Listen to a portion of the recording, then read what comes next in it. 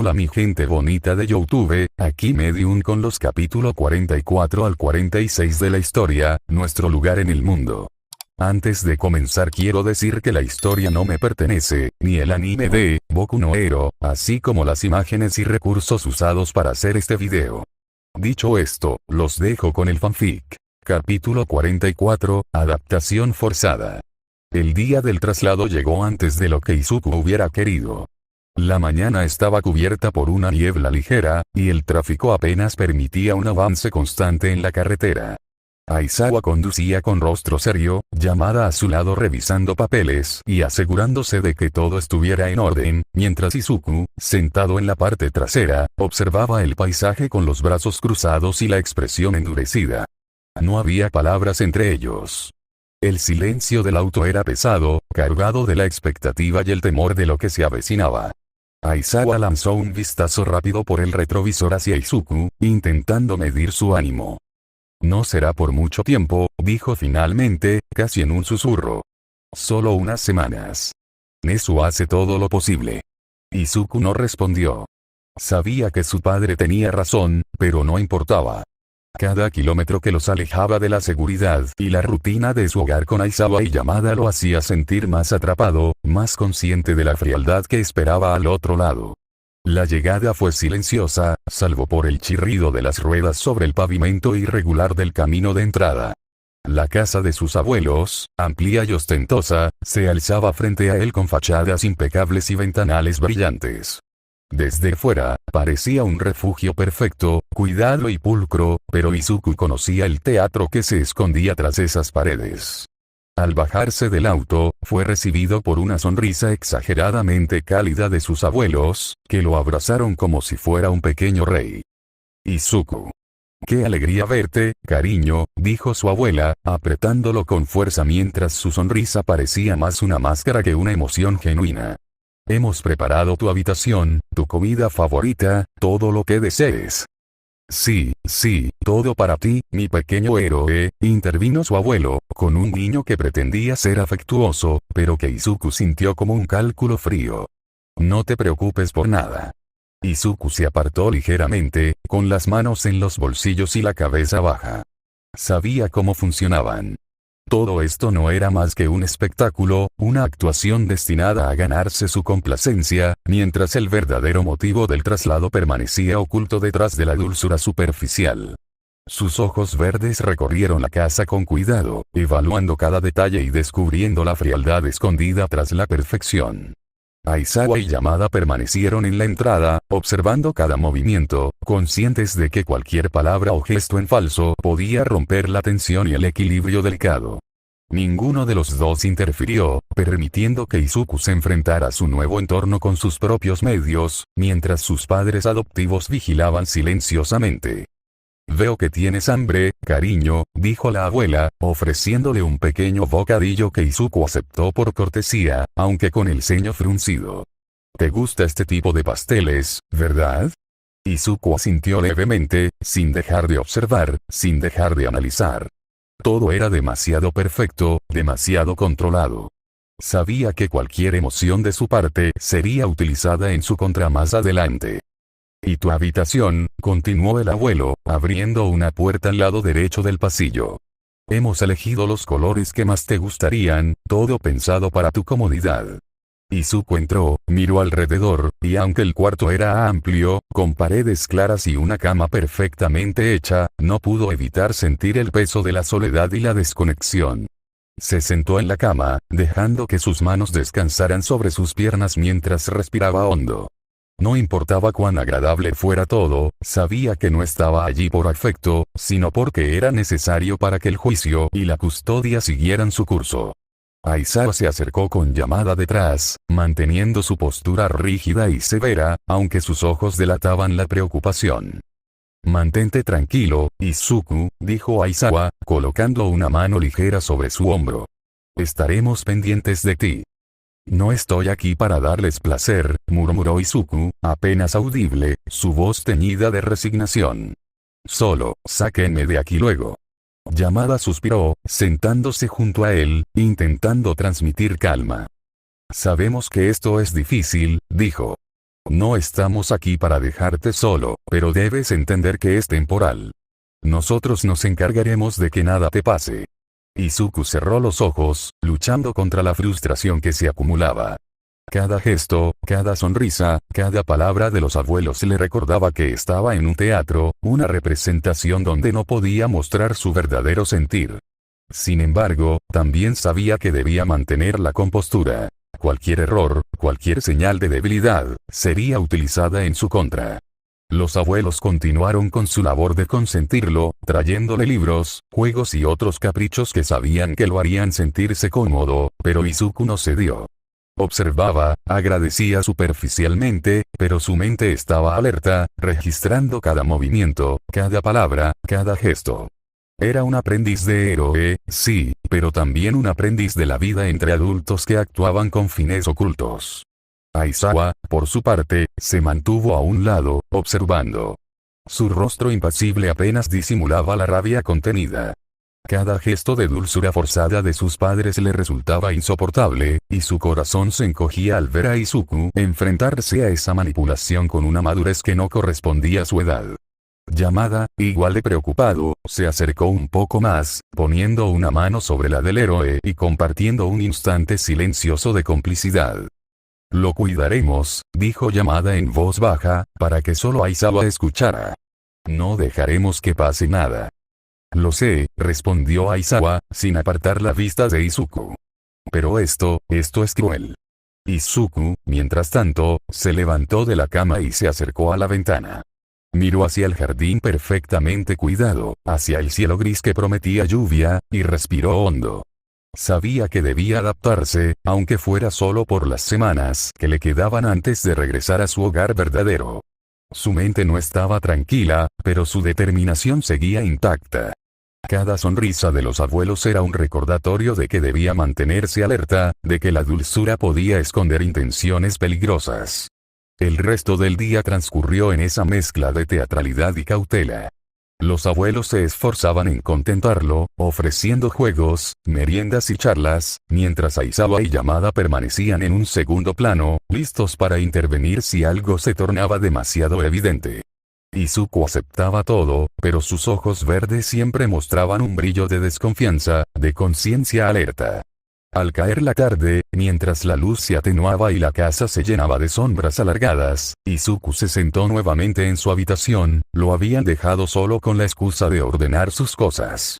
Se permitió un momento de relajación, aunque breve, cerrando los ojos y recordando la seguridad de su hogar con Aizawa y Yamada. La adaptación era dura, la separación dolorosa, pero sabía que debía resistir.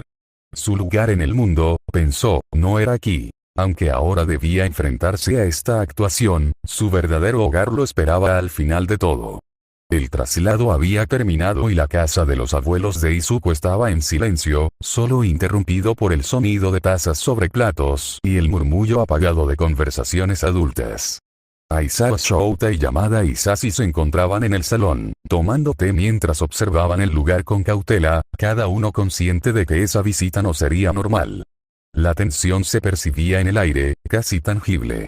Shimizu Aizawa, la madre de Shouta, y Shinko Aizawa, su padre, se sentaron frente a ellos con posturas rectas, sonrisas demasiado perfectas en sus rostros. La última vez que Shouta había hablado con sus padres había sido años atrás, cuando rechazaron su relación con Isashi. Desde entonces, habían dejado de tener contacto. La amarga memoria de aquella humillación latía con fuerza en cada palabra no dicha. No sé por qué quieren a Izuku todavía, ni por qué la comisión se involucró, dijo Shouta, rompiendo el silencio, su voz firme pero cargada de desconfianza. Pero no lo tendrán por mucho tiempo. Cariño, respondió su madre con dulzura forzada, solo queremos lo mejor para nuestro nieto. Shouta apretó los puños bajo la mesa, y Sashi lo miró, consciente de que cualquier comentario sería inútil si intervenía ahora. No les creo nada, dijo Shouta, dejando escapar un suspiro cargado de resentimiento. Los dos son manipuladores y actores de primera. El rostro de Shimizu se tensó inmediatamente, mientras que Shinko frunció el ceño. La calma aparente se rompió como un cristal. Shouta, exclamó su madre, la voz cortante por primera vez. No hables así de tus propios padres. Ustedes ya son mis padres. Replicó Shouta con intensidad. No lo son desde que me dijeron que si me casaba con Hisashi estaba muerto para ustedes. Solo saben fingir. No han cambiado nada desde que me rechazaron, ni cambiarán jamás. El salón se llenó de una confrontación silenciosa, cargada de miradas afiladas y silencios que quemaban. Hisashi permaneció en su sitio, observando con cautela, sin intervenir. Sabía que cualquier intento de mediar en ese momento solo aumentaría la tensión. Shouta, dijo con suavidad, intentando calmar la situación. Respira. No vale la pena pelear así. Pero esa muestra de afecto solo encendió más la ira de los Aizawa. Shimizu y Shinku intercambiaron una mirada rápida, y Shinku habló con voz firme, casi autoritaria. No permitiré que nos faltes el respeto, Shouta. Esta familia siempre ha tenido normas y deberías recordarlo. Shouta apretó la mandíbula, su rabia contenida pero palpable. Hisashi puso una mano sobre la de Shouta, y aunque el gesto era apenas perceptible, logró transmitir calma. El efecto fue inmediato. Shouta respiró hondo y bajó ligeramente el tono de voz, dejando que la tensión disminuyera poco a poco. En ese instante, la puerta del salón se abrió, y Izuku bajó las escaleras con pasos silenciosos, como si hubiera leído cada movimiento de los adultos desde su habitación. No era sordo ni ingenuo. Había escuchado cada palabra, cada matiz de la conversación. Su expresión era serena, pero sus ojos verdes mostraban cansancio y resolución. «Izuku», exclamó Shimizu con dulzura, «ven aquí, cariño, que todo está bien». Izuku se detuvo un momento antes de caminar hasta ellos, manteniendo cierta distancia. La simple presencia del niño hizo que el aire se calmara de forma casi mágica. Shouta y Hisashi intercambiaron un breve vistazo, y ambos comprendieron que el pequeño había intervenido sin decir palabra, solo con su presencia. «Basta», dijo Izuku, su voz firme pero tranquila. «Esto ya no ayuda a nadie. No quiero peleas. Solo quiero volver a casa con mis papás». Las palabras cortaron el ambiente tenso como un cuchillo. Shimizu y Shinku intercambiaron miradas rápidas, desconcertados, mientras Shouta respiraba hondo, con los hombros cayendo de tensión. Hisashi cerró los ojos un momento, aliviado de que Izuku hubiera logrado lo que él no podía sin romper la calma. «Izuku, cariño», comenzó Shimizu, su voz más suave que de costumbre. «¿De qué hablas? Desde ahora esta es tu casa». El niño solo asintió, sabiendo que no podía cambiar la situación, pero que había logrado un instante de paz. Sus abuelos lo rodeaban con gestos excesivamente amables, ofreciendo juegos, dulces y halagos, pero él los esquivaba con cortesía, sin caer en la trampa de la complacencia. Sabía que todo era un teatro, que detrás de cada sonrisa había manipulación y control. Aizawa y Yamada permanecieron en un segundo plano, observando cada movimiento. Sus ojos, aunque aparentemente impasibles, reflejaban la preocupación y la impotencia de ver a Izuku enfrentarse a manipuladores que se presentaban como afectuosos. No podían intervenir sin alterar la escena, así que se limitaron a estar allí, listos para cualquier emergencia. El aire en la casa de los Aizawa se había vuelto pesado, casi irrespirable. El reloj del salón marcaba las 8 de la tarde cuando Shouta y Hisashi bajaron las escaleras, cada uno llevando una pequeña bolsa con las últimas pertenencias de Izuku que habían traído para dejarle. El niño los esperaba en el umbral del salón, de pie, con las manos apretadas frente a sí, mirando el suelo. Los abuelos observaban desde la mesa, fingiendo discreción mientras bebían té, pero en realidad atentos a cada movimiento. Sus rostros mantenían aquella amabilidad impostada, esa que se quiebra en los bordes cuando la sinceridad se asoma. «Bueno», murmuró Hisashi con voz débil, rompiendo el silencio, «parece que ya está todo listo, pequeño». Izuku levantó la mirada apenas, los ojos húmedos, y asintió. Shouta se acercó despacio, intentando mantener la compostura. Era un hombre acostumbrado a controlar sus emociones, pero aquel momento le perforaba la calma de una manera que ninguna batalla o misión había logrado. «Recuerda lo que hablamos», dijo Shouta, arrodillándose frente a él. «No importa lo que pase, tú sigues siendo nuestro hijo. ¿Está claro?». Izuku asintió, pero las lágrimas ya le empañaban las pestañas. Trató de responder con voz firme, pero lo que salió fue apenas un susurro. Sí, papá Shou, y Sashi no pudo contenerse. Dio un paso adelante y se agachó junto a ellos, tomando la otra mano del niño. Intentó sonreír, pero la expresión se le quebró al instante. ¿Nos vas a llamar, ok? Todos los días si quieres. Podemos hacer videollamadas, contarte chistes, lo que quieras. Y cuando tengamos un rato libre, ¡pum! Nos escapamos a verte. Eso dijeron, pero sé que no se puede, respondió Izuku con una voz rota. Sashi se detuvo. Miró a Shouta, y este le devolvió una mirada resignada. La comisión había sido clara. Debían respetar el proceso de adaptación. Las visitas se autorizarían recién después de las primeras semanas, si todo marchaba bien. Lo sé, admitió Sashi, tragando saliva. Pero eso no cambia que te queremos, ¿entendido? Ni una pizca menos.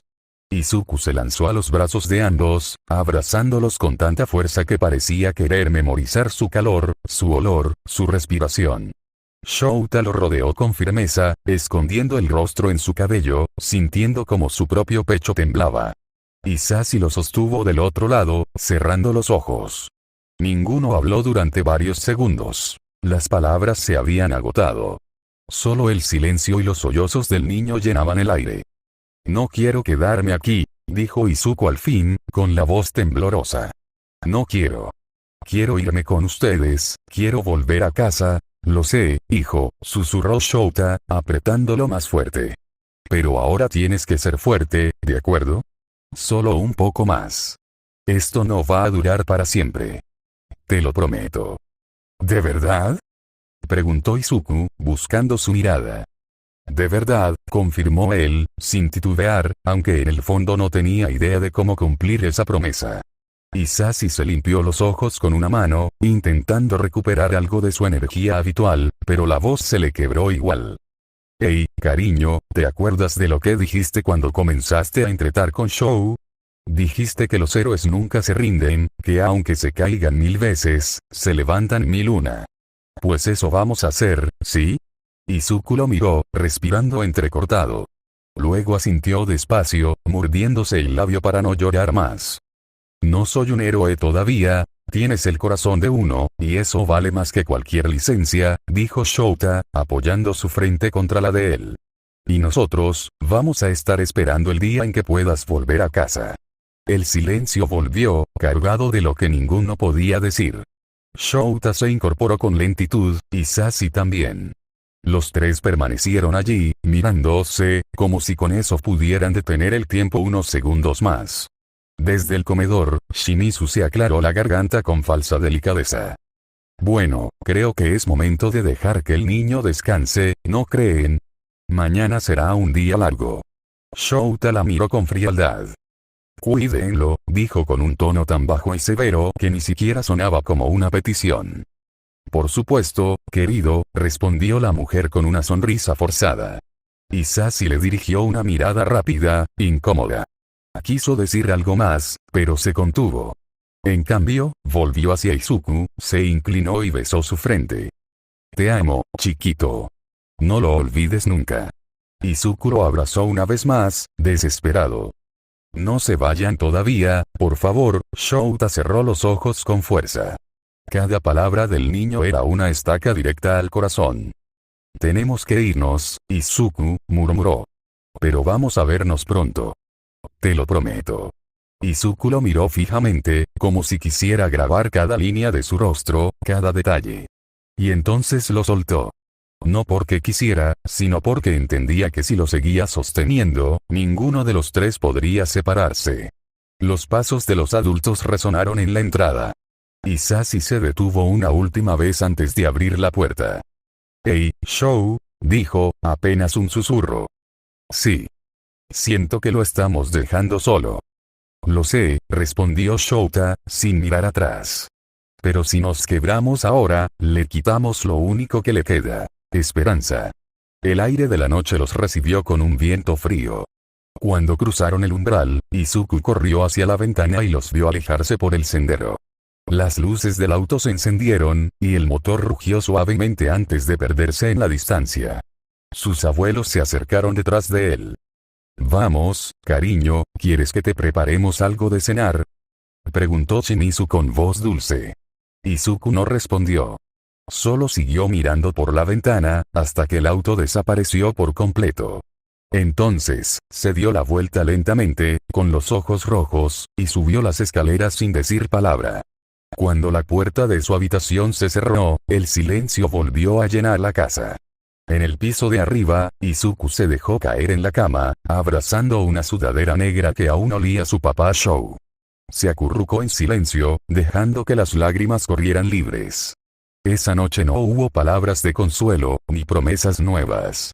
Solo el sonido ahogado de un niño que lloraba en una casa que no sentía suya, deseando que el amanecer le devolviera, de alguna forma, su lugar en el mundo. Continuará, fin del capítulo 44. Capítulo 45, aislado. El primer amanecer en casa de los Aizawa lo encontró mirando el techo, sin haber dormido más de un par de horas. El colchón era cómodo, la habitación amplia, las cortinas dejaban pasar una luz cálida que teñía de oro las paredes, pero nada de eso le pertenecía.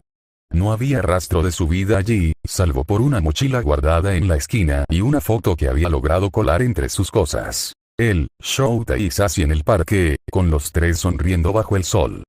«Buenos días, cariño», la voz de Shimizu se coló por la puerta entreabierta. «¿Dormiste bien?». Izuku tardó unos segundos en responder. «Más o menos. Oh, pobrecito. Pero ya verás que te acostumbrarás pronto. Tu abuelo preparó el desayuno, baja cuando quieras». Ella cerró la puerta con un tono dulce, tan dulce que dolía. Izuku se levantó con pereza. Se vistió con la ropa que le habían dejado preparada sobre la silla. Una camisa blanca recién planchada y un pantalón oscuro. No era lo que solía usar, pero Shimizu insistía en que debía lucir bien siempre, incluso en casa. Eso definitivamente no le traía buenos recuerdos. Al bajar, se encontró con una mesa perfectamente dispuesta. Había pan recién tostado, jugo natural, fruta cortada con precisión quirúrgica. Los dos adultos lo esperaban sentados. «Ah, aquí está nuestro chico», exclamó Shimizu, sonriendo. «Ven, come algo». Izuku obedeció en silencio. Cada gesto de los adultos era amable, medido, casi teatral. Shimizu no dejaba de hacerle preguntas. Si dormía bien, si extrañaba la wa, si necesitaba algo. Pero todo sonaba demasiado ensayado. «Pensábamos que podrías inscribirte en una escuela local», dijo Shimizu con aire casual, mientras servía más jugo. «Nada tan demandante como esa academia de héroes». «Yo, todavía quiero ser héroe», respondió Izuku, sin levantar la vista. Un silencio incómodo llenó la mesa. Shimizu y Shimizu se miraron, y fue el padre, el viejo Shimizu Aizawa, quien habló con voz grave. «Eso es un sueño bonito, hijo. Pero, no todos los sueños son buenos para todos. A veces hay que aceptar que uno no nació para ciertas cosas». Izuku sintió un escalofrío. Las palabras no eran agresivas, pero el tono llevaba una sombra de autoridad que lo hizo encogerse. «No creo que papá Shou y papá Sashi piensen eso», murmuró. La sonrisa de Shimizu se mantuvo, pero en sus ojos se encendió algo más frío. «Claro, ellos son muy soñadores. Pero aquí queremos ayudarte a ser realista, cariño». Izuku bajó la mirada. En su interior algo se revolvía, pero no dijo nada. Los primeros días transcurrieron así, entre sonrisas forzadas y reglas invisibles. Le hablaban con cariño, lo elogiaban por cosas pequeñas, lo colmaban de atenciones, pero cada gesto venía con una condición. «No te preocupes, nosotros te cuidaremos mejor que nadie. Esa ropa que trajiste está muy vieja, la guardaremos. No necesitas llamarlos tanto, te distrae». Y así, poco a poco, la calidez se volvió jaula. Cada llamada con Shouta y Sashi debía ser supervisada. Al principio eran videollamadas cortas, de 5 o 10 minutos. Pero pronto los abuelos empezaron a poner excusas. «La conexión está mala, es tarde, mañana tienes clases particulares, no queremos que te alteres». Izuku intentó protestar, pero cualquier intento terminaba con miradas duras o silencios que pesaban más que un grito. No hagas berrinches, Izuku, decía Shimizu, siempre con voz calmada. No estás castigado, solo queremos lo mejor para ti. Era esa frase, lo mejor para ti, la que empezó a volverse insoportable. Los días siguientes fueron una rutina impuesta. Clases privadas con tutores contratados por los abuelos, paseos programados, comidas exactas a las horas justas. La casa era tan ordenada que cualquier ruido parecía un crimen. Por la adaptación y esas cosas, no podría ir a la OA en las 2 semanas que dura el plazo. Nezu le había mandado material para no atrasarse, pero no era lo mismo. Incluso supervisaban sus conversaciones con sus amigos. Pero las noches eran lo peor. Izuku se acostaba temprano, aunque el sueño no llegaba. Cerraba los ojos y veía el rostro de Shouta, la sonrisa de Isashi, los momentos simples. Cocinar juntos, los regaños cariñosos, los abrazos sin motivo. Aquello, más que el juicio o la comisión, era lo que le dolía. La ausencia del amor genuino. Una noche bajó al salón, buscando agua. Al pasar junto al estudio, escuchó voces. Se detuvo. ¿Crees que la comisión cumplirá su parte?, preguntó Shimizu, el abuelo, con tono bajo. Lo harán, respondió Shinko. Mientras el chico no cause problemas y no intente regresar con esos dos, todo seguirá como planeado. Izuku contuvo el aliento. ¿Y si se escapa?, añadió el hombre. No lo hará. Es un niño obediente. Además, con las mediciones y evaluaciones que enviamos, la comisión ya lo tiene marcado. No lo van a soltar tan fácil. El corazón de Izuku empezó a latir con fuerza. Dio un paso atrás sin hacer ruido y corrió escaleras arriba. Cuando llegó a su habitación, cerró la puerta y se dejó caer al suelo. Las manos le temblaban. Ya lo sabía. Lo había presentido desde el primer día. Todo era una farsa. Desde entonces, algo cambió en él. Comenzó a fingir. Sonreía cuando debía, respondía con educación, agradecía cada cosa que le daban. Pero por dentro, se apagaba un poco más cada día. El tiempo transcurría, y los abuelos estaban encantados con su progreso. Mira qué bien se porta ahora, decía Shimizu durante la cena. Tan aplicado, tan tranquilo. Sí, respondía Shinko, sonriendo. Era cuestión de sacarlo de esas malas influencias. Malas influencias. Así llamaban a Shouta y a Isashi, a su familia. Una tarde de domingo, Izuku salió al jardín. Llevaba en el bolsillo un cuaderno pequeño. Era el mismo que usaba en la UA, su libreta de análisis de héroes. Lo abrió y observó las páginas llenas de dibujos y notas. Algunas tenían manchas de lágrimas secas. No puedo olvidarlos, susurró, con voz casi inaudible. Pasó los dedos por un boceto de Aizawa, con su traje de héroe. Recordó sus enseñanzas, sus palabras pacientes pero firmes. Luego la sonrisa de Isashi, sus risas contagiosas, su forma de animarlo cada vez que dudaba de sí mismo. Un nudo se formó en su garganta. De pronto, escuchó pasos. Guardó el cuaderno rápidamente. ¿Qué haces aquí, cariño?, preguntó Shinko desde la puerta del jardín. Hace frío, entra. Solo, estaba dibujando, respondió Izuku. Ah, esas cosas de héroes otra vez. Deberías dedicarte a algo más estable. Podrías ser médico, o profesor. O, quién sabe, trabajar con la comisión cuando seas grande. Izuku levantó la vista. ¿Con la comisión? Claro, ellos están interesados en jóvenes con potencial. Imagínate, podrías hacer mucho bien sin arriesgarte tanto. El niño no respondió. Solo asintió, porque discutir era inútil. Esa noche, en su habitación, abrió el cuaderno y escribió una sola frase. Si ser héroe significa salvar a otros de lugares como este, entonces no voy a rendirme. Cerró la libreta con fuerza. Sabía que no podía escapar todavía, que cualquier intento sería castigado o reportado. Pero también sabía que no podía seguir siendo una marioneta. Los días siguientes empezó a observar. Cada detalle, cada rutina, cada cámara discreta en los pasillos, cada candado invisible. Todo lo memorizó. No por impulso, sino con estrategia. Porque aunque su corazón dolía, aún era el mismo chico que analizaba todo, que pensaba antes de actuar. Una tarde, mientras Shinko hablaba por teléfono en el estudio, Izuku se acercó sigilosamente a la puerta entreabierta. Escuchó fragmentos. Sí, está estable, no ha tenido contacto con los tutores, pronto enviaremos el informe final. Se le heló la sangre. Informe final. ¿Final de qué? Esa noche, tomó valor y escribió una carta. No tenía destinatario claro, pero sabía a quién debía llegar. Director Netsu. No puedo hablar mucho. No confío en nadie aquí. Están haciendo algo con la comisión, no sé qué.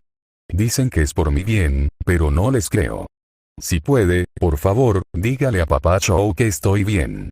No quiero que se preocupen. Solo, no me dejen aquí para siempre. La guardó en un sobre, escribió y la escondió entre sus cosas, esperando una oportunidad. Esa oportunidad llegó una semana después. Un empleado de mantenimiento visitó la casa. Izuku bajó a ayudarlo a buscar una herramienta. En un momento, le deslizó la carta. Por favor, ¿puede dejar esto en la escuela o? Es importante, susurró. El hombre, confundido pero conmovido por la mirada del chico, asintió sin hacer preguntas. Esa noche, Izuku durmió por primera vez con un pequeño destello de esperanza. No sabía si la carta llegaría, ni qué pasaría si lo descubrieran. Pero tenía claro que no se rendiría. No otra vez. Porque aunque estuviera atrapado en aquella casa perfecta, seguía siendo el hijo de Shouta Isashi. Y ellos le habían enseñado algo que ni la comisión ni sus abuelos podrían borrar jamás. Que su lugar en el mundo no lo definía una sentencia ni una dirección postal. Su lugar estaba en los corazones que lo amaban. Y algún día, volvería a casa. El comedor de la UA siempre había tenido ese bullicio propio de los estudiantes. Risas que se mezclaban con conversaciones cruzadas, sonidos de bandejas y pasos rápidos entre mesas. Pero esa semana, algo había cambiado. Aunque el lugar seguía lleno, para muchos el aire pesaba. El asiento donde solía sentarse Izuku seguía vacío. Ni siquiera alguien se había atrevido a ocuparlo, como si hacerlo fuera una falta de respeto. Todoroki miró el lugar unos segundos más antes de bajar la mirada a su bandeja. No había tocado casi nada.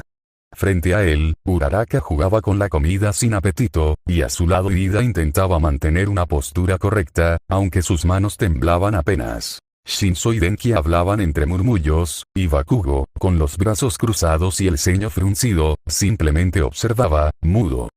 Ya ha pasado una semana, murmuró Uraraka al fin. Todavía queda otra más antes de que pueda volver, su voz se quebró al final de la frase, como si no terminara de creérselo.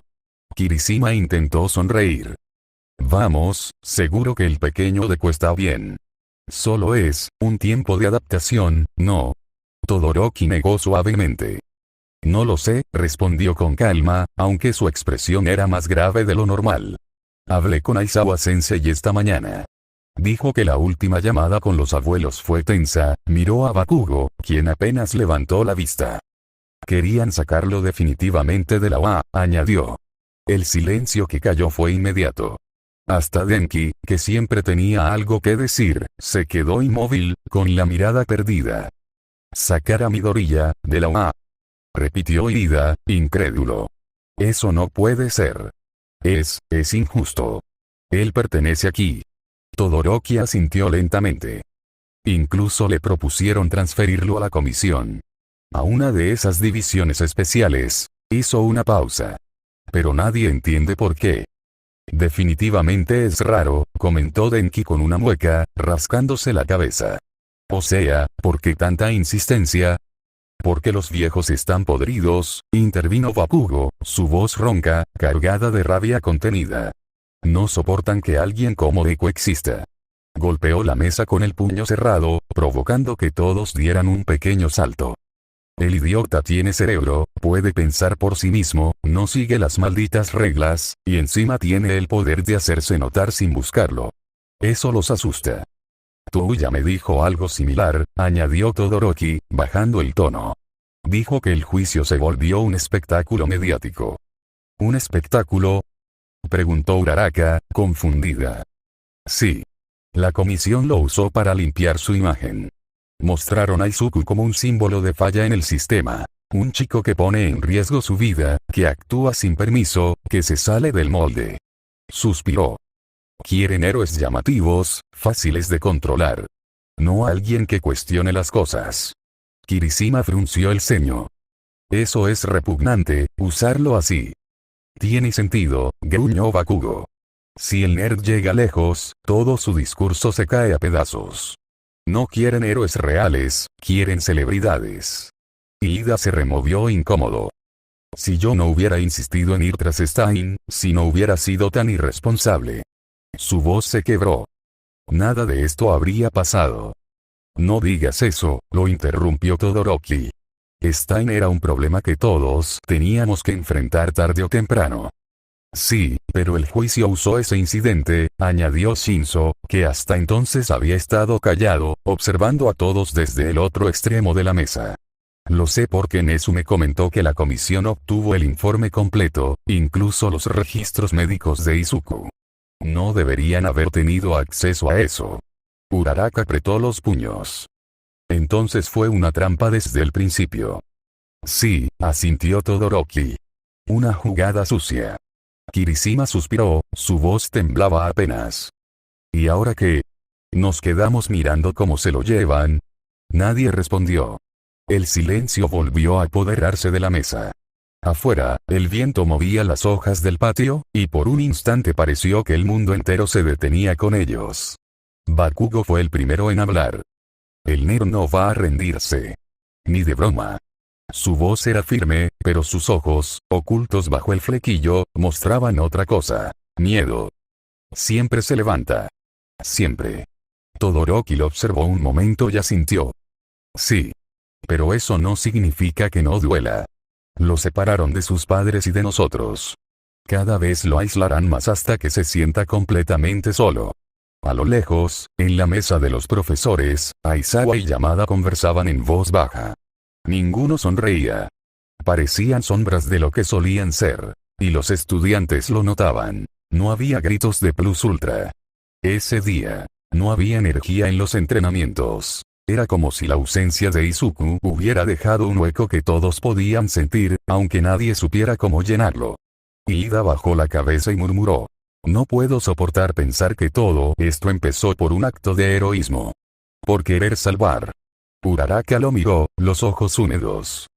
Porque eso es lo que él hace. Salvar a los demás, incluso si eso lo hiere a él. Apretó los labios. ¿Pero quién lo salva a él? La pregunta quedó suspendida, como una herida abierta. Shinzo, con voz baja, añadió. Nezu dijo que estaba buscando una forma de revertir la decisión, pero la comisión tiene poder. No solo político, también mediático. Pueden moldear la historia a su conveniencia. Cruzó los brazos. Y están usando a Izuku como su chivo expiatorio. Todoroki asintió. Fui con Bakugo a hablar con él. Ni siquiera Nezu sabe qué hacer. Está acorralado. Kirishima golpeó la mesa suavemente con la mano abierta. No podemos dejar que se salga con la suya. Tenemos que hacer algo. Bakugo lo miró con dureza. ¿Y qué vas a hacer, ¿Ir a romperle la cara a la comisión? ¿Entonces qué? Respondió Kirishima, alzando la voz. No podemos quedarnos quietos. Todoroki se puso de pie lentamente, su mirada se endureció. Por ahora no hay nada que podamos hacer sin empeorarlo. Miró a todos con seriedad. Pero no lo vamos a dejar solo. Cuando regrese, lo vamos a apoyar. Su voz se suavizó apenas. No importa dónde viva. Él sigue siendo uno de nosotros. Todos asintieron, aunque el nudo en el pecho de cada uno se hacía más pesado. Bakugo apartó la vista. TSK, más vale que regrese. No pienso perder contra un idiota que ni siquiera puede venir a clases. Uraraka sonrió débilmente. Esa es una forma extraña de decir que lo extrañas. Bakugo bufó. Cállate, cara redonda. Shinzo, casi imperceptible, dejó escapar una pequeña sonrisa. Creo que todos lo extrañamos. Y por primera vez en toda la conversación, nadie lo contradijo. A lo lejos, Aizawa y Yamada se levantaron de la mesa de profesores, intercambiaron unas palabras con Nezu y salieron en silencio. La puerta se cerró detrás de ellos. Y aunque el comedor volvió a llenarse de ruido, la mesa de la clase 1, siguió igual. Quieta, con un hueco imposible de llenar en el centro. Continuará, fin del capítulo 45. Capítulo 46, un lugar al que llamar hogar. Nezu trabajó en silencio como casi siempre lo hacía. Sin aspavientos, con paciencia de relojero y con la convicción de que las piezas insignificantes, puestas en el orden correcto, podían desmontar engranajes enormes. La noticia de la decisión del tribunal le había sentado como una pedrada fría. No solo por Izuku, sino porque ahí, bajo la superficie del fallo, olía a maniobra interesada, a manos que movían hilos desde despachos formales. Si la comisión se había atrevido a usar información médica y policial que no le correspondía, era porque creía tener respaldo y recursos para hacerlo sin consecuencias. Nezu se propuso demostrar que se equivocaban.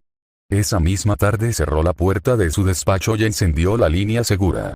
La pantalla mostró un mosaico de ventanas, informes, llamadas encriptadas, un mapa con marcadores amarillos. Llamó a quien había de llamar primero. Ryoshin, el abogado que durante días había intentado contener la avalancha legal. Luego, discretamente, a Aux.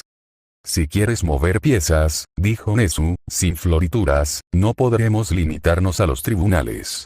Necesito pruebas que erosionen la credibilidad de quienes empujan esta decisión. Aux, siempre pragmático, escuchó.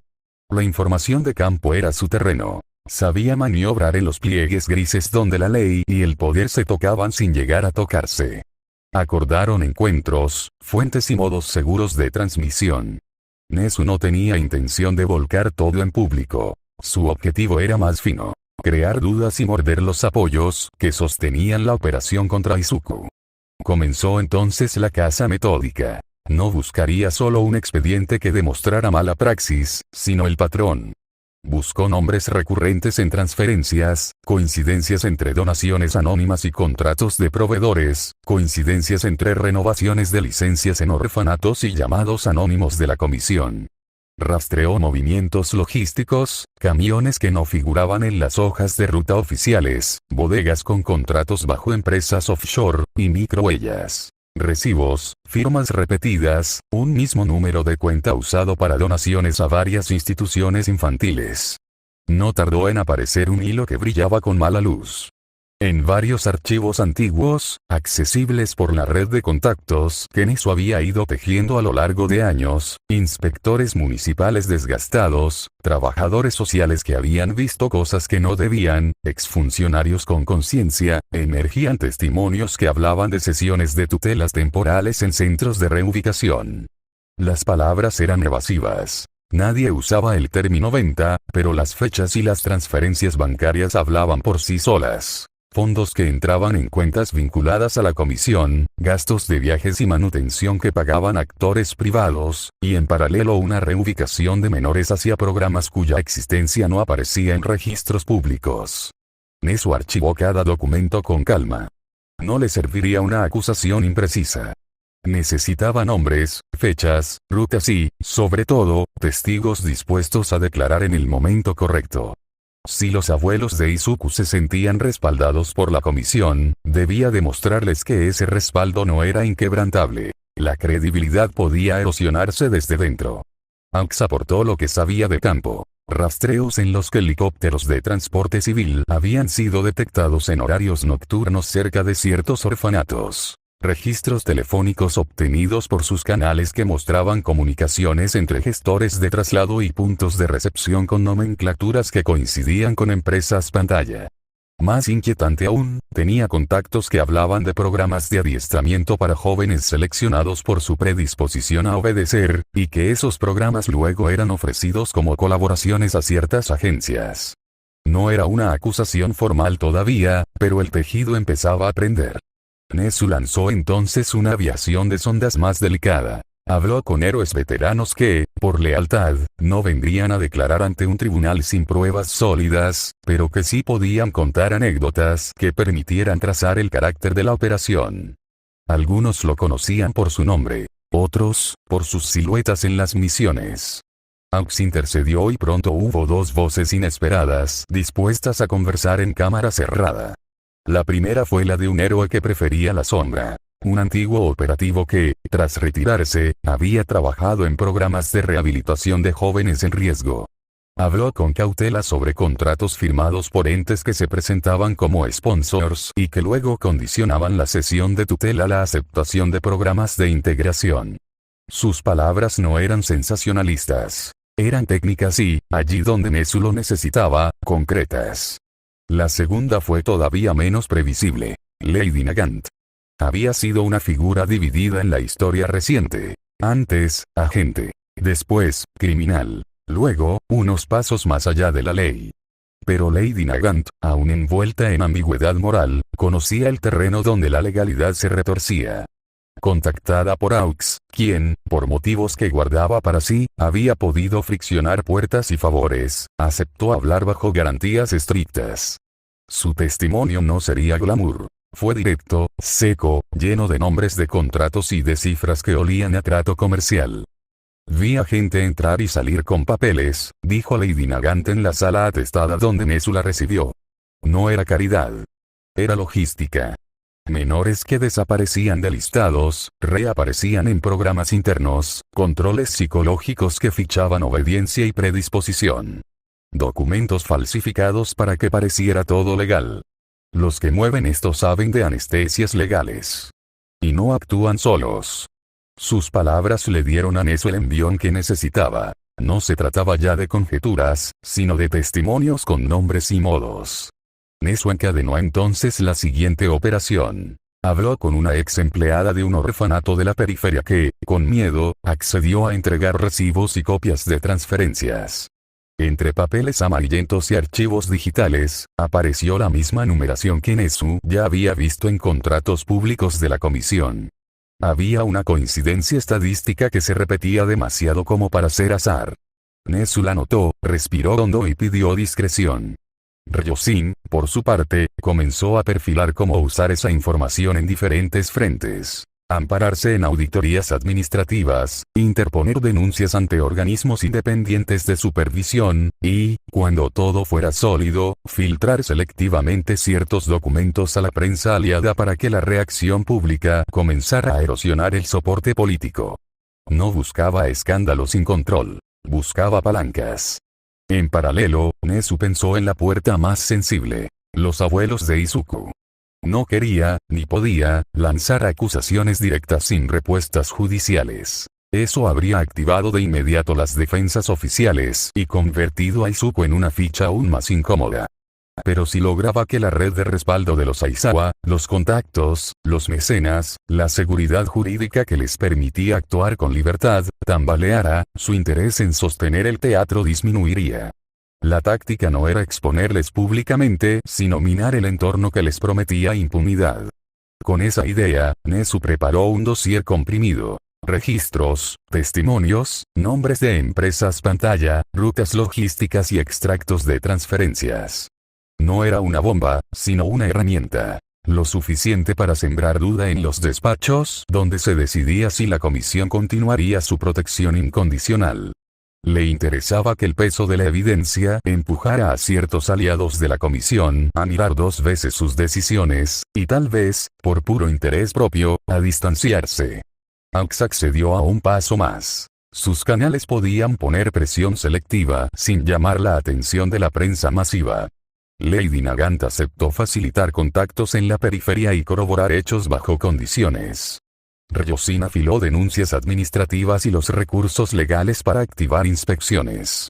Nesu coordinó. Antes de ejecutar, Nesu se comunicó con Izuku. No para prometer soluciones inmediatas, eso no era realista, sino para devolverle algo que le quitaban a diario. Información y una estrategia. Hice lo que pude, le dijo con la calma habitual, pero con la firmeza de quien ya había trazado pasos. No prometo milagros, pero no estás solo. Estamos construyendo un caso que hará que los intereses que mantienen esto en pie se lo piensen dos veces. Izuku lo miró, exhausto, pero con esa chispa analítica que Nesu ya conocía. La respuesta no fue una explosión de esperanza sino un asentimiento medido. La aceptación de que ahora la lucha sería larga, sutil, hecha de papeles, llamadas y cavilaciones. No era la batalla que Izuku acostumbraba imaginar, pero su corazón bullía de la misma constancia. Nezu cerró la puerta tras de sí y volvió a su despacho. El dossier se replicó en copias encriptadas, en manos de aliados selectos. No todo estaba resuelto. La comisión era un monstruo con tentáculos institucionales, y los abuelos podían ser poderosos. Pero la maquinaria de protección que creyó inamovible comenzaba a notar un peso nuevo. Dudas, datos y la amenaza de un ruido público que podría costar posiciones. La estrategia, pensó Nezu, no era exponer todo de golpe sino estrangular esos apoyos con paciencia. Si los abuelos llegaban a sentir que su respaldo se debilitaba, si los patrocinadores y aliados empezaban a dudar, su interés en mantener a Izuku como pieza útil disminuiría. Y entonces, con las piezas correcta y silenciosamente movidas, la posibilidad de traer al chico de vuelta a su verdadero hogar dejaría de ser un sueño y empezaría a ser un plan. La tarde en la casa de los abuelos cayó pesada, como si el aire mismo se negara a moverse. Izuku estaba sentado frente a ellos, con las manos apretadas sobre sus rodillas. Sentía el tic del reloj de pared atravesarle el pecho, marcando los segundos que se estiraban demasiado. Su abuela lo observaba con esa mezcla de tristeza y determinación que tanto temía. Su abuelo, con los brazos cruzados, miraba por la ventana como si buscara fuerzas en el cielo. Izuku, comenzó la mujer, con voz suave pero firme, hemos tomado una decisión. El corazón del chico se encogió. No quería escucharlo, pero sabía lo que venía. Te sacaremos de Loa, continuó. Es por tu bien, cariño. Ya fue suficiente. Izuku levantó la vista de golpe. ¿Qué? No, no pueden hacer eso. Por favor. Intentó mantener la calma, pero su voz tembló igual. Yo, estoy mejor, de verdad. Quiero seguir ahí, entrenar, aprender. No necesito que, no es negociable, interrumpió su abuelo, sin mirarlo. Ya no confiamos en ese lugar. No después de todo lo que ha pasado. Las palabras lo golpearon más fuerte que cualquier entrenamiento. Izuku apretó los puños, sintiendo el ardor en los ojos. Quiso gritar, explicarles, pero solo logró un murmullo. Por favor, no me quiten esto también. Sus abuelos intercambiaron una mirada silenciosa. En sus rostros no había crueldad, solo obediencia. Debían hacer esto, la comisión se los había exigido. Pero para Izuku significaba perder lo poco que le quedaba. Respiró hondo, luchando contra el temblor de su voz. Está bien, si eso es lo que quieren. Pero déjenme proponer algo. Los ancianos lo observaron atentos, confundidos. No tengo que seguir en el curso de héroes, dijo, tragando el nudo en la garganta. Puedo cambiarme al curso de apoyo. Solo quiero quedarme en la UA. Puedo ayudar desde ahí, hacer más análisis para la comisión, lo que sea. Pero no me saquen. Por favor. Su abuela lo miró en silencio largo rato. Luego asintió despacio. Lo hablaremos con la comisión. Si ellos lo autorizan, veremos qué se puede hacer. El abuelo no dijo nada, solo apartó la vista. Izuku sonrió débilmente, pero en el fondo sintió algo romperse. Había vendido otra parte de sí mismo para permanecer un poco más cerca de su hogar. Horas después, sentado en la oscuridad de su habitación, Izuku abrió su teléfono y dudó durante varios segundos antes de marcar. Cuando la llamada se conectó, la voz calma y cordial del director respondió del otro lado. Buenas noches, Izuku-kun. ¿Todo está bien? Izuku respiró hondo. No, del todo, susurró, intentando mantener su tono firme. Solo quería informarle algo, antes de que lo sepa por otros medios. Nezu guardó silencio. Ese tipo de frase nunca traía buenas noticias. Mis abuelos quieren sacarme de la UA, dijo finalmente. Dicen que es por mi bien, pero, logré convencerlos de dejarme quedarme si me cambio al curso de apoyo. También acepté seguir haciendo análisis para la comisión. El silencio del otro lado se volvió más pesado que cualquier palabra. ¿Aceptaste? Preguntó Nezu con voz baja. No tenía otra opción, respondió Izuku, bajando la mirada. Si decía que no, me habrían sacado esta misma noche. Por unos segundos, solo se escuchó el sonido débil del viento colándose por la ventana. Entiendo, dijo finalmente Nezu. Gracias por confiar en mí al contarlo. No sé si hice bien, confesó Izuku, con un hilo de voz. Pero no puedo perder no puedo perder, lo poco que me queda de casa. Nezu cerró los ojos un momento, sintiendo un nudo en el pecho. Había algo profundamente injusto en ver a un chico tan joven cargar con decisiones que ningún adulto debería haberle impuesto. Izuku, dijo con tono sereno, aunque su mirada estaba sombría, hiciste lo que consideraste necesario para seguir adelante. Y eso, a veces, es lo único que podemos hacer. Izuku asintió, aunque no estaba seguro de creerlo. Gracias, director. Solo quería que lo supiera. Y lo agradezco, respondió Nezu con suavidad. Descansa esta noche. Nosotros haremos lo que esté en nuestras manos para protegerte, incluso si ellos aún no lo saben. La llamada terminó, y con ella, la poca contención que Izuku había logrado mantener. Dejó caer el teléfono sobre la cama, se cubrió el rostro con las manos y suspiró con frustración. Cuando la noche cayó, el silencio de la casa fue insoportable. Cerrado en su habitación, Izuku se sentó en el suelo con la espalda contra la cama, pensando en todo lo que había pasado en el día. Las lágrimas comenzaron sin aviso, cayendo sobre sus manos temblorosas. Era frustrante. Dolía demasiado. Solo quería volver. Volver a la UA, a sus amigos, a los entrenamientos, a las risas que solían llenar los pasillos. Volver a casa con sus padres, a las voces cálidas que lo hacían sentir seguro. Pero no podía. Ahora estaba atrapado entre decisiones de adultos, entre intereses y miedos ajenos. Abrazó sus piernas y escondió el rostro en las rodillas, intentando contener los sollozos que se escapaban igual. Solo quiero ir a casa, susurró con voz ahogada. Y por primera vez en mucho tiempo, la palabra hogar le dolió más de lo que lo consoló. Continuará, fin del capítulo 46. Y hasta aquí con el vídeo, mi gente bonita de YouTube. Espero que lo hayan disfrutado. Y por favor, suscríbete y dale a like al vídeo. Eso apoya al canal. Se despide Medium Fix hasta el siguiente vídeo. Adiós.